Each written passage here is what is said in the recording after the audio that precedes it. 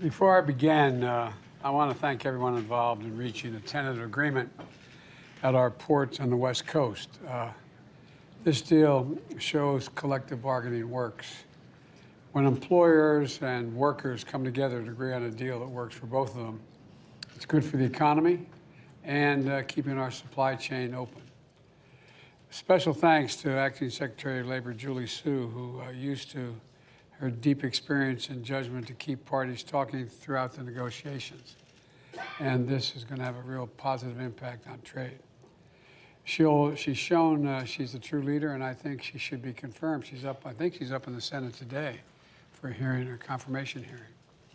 And I want to thank both sides for staying at the table and reaching a deal. And special thanks to the longshore workers who worked historically through this pandemic, and it was really heroically as well. And we finally they're going to get the pay, the benefits, and the quality they deserve. Now to the purpose of our meeting today. In my State of the Union address, I outlined our fight against junk fees, to end junk fees. These hidden charges that companies sneak into your bill to make you pay more without you really knowing it initially. Junk fees are not a matter for the wealthy very much, but they're a matter for working folks like the homes I grew up in. And they can add hundreds of dollars a month and make it harder for families to pay their bills. I think it's just wrong. My administration has also taken a number of steps to crack down on junk fees by reducing overdrafts by $5.5 billion a year and bounce checks costs by another $2 billion a year. That's real money. And we're seeking to require airlines to refund money and give you additional compensation like cash or travel vouchers if your flight is canceled or delayed. These actions matter, and it's inspiring companies to change their practices. Today, I'm pleased to announce there's even more progress. One of the major categories of junk fees are ones that companies charge right at the end of the purchasing process, after you've already spent the time comparing your options. The solution is what is called all-in pricing. And that's where companies fully disclose their fees up front when you start shopping, so you're not surprised at the end when you check out. The companies represented here today are voluntarily committing to all-in upfront pricing.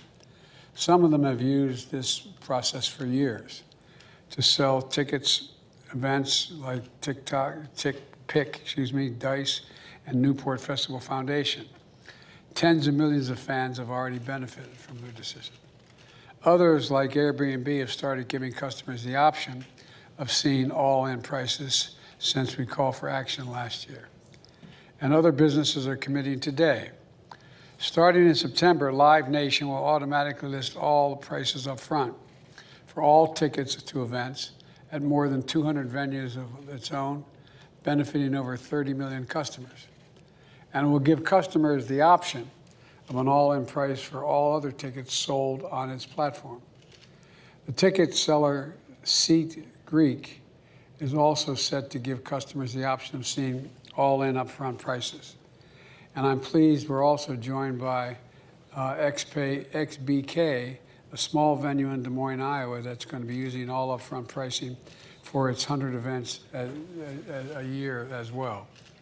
Folks, we're just the latest private sector. These are just the latest private sector leaders who are responding to my call for action, and I'm asking their competitors to follow suit and adopt an all-in upfront pricing as well. This is a win for consumers, in my view, and proof that our crackdown on junk fees has real momentum. But there's more to do to address the problem of online ticketing, to address the problems in online ticketing industry and to get junk fees across all industries. I want to thank members of Congress who are working on legislation to address these junk fees in ticketing, lodging, and other industries. This is real transparency, which leads to more competition, brings down costs for working Americans, keeps growing our economy from the middle out and the bottom up, not the top down. And I'm going to now turn over to Lael, our director of my National Economic Council, to start our discussion. So thank you.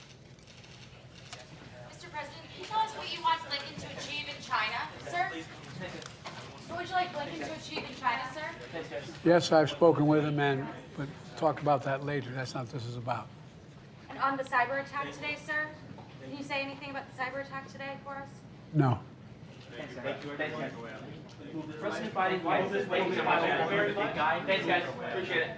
Thanks, Press. Why did the Ukraine and FBI informant file refer you as the big guy, President Biden? Why is that term continuously applied?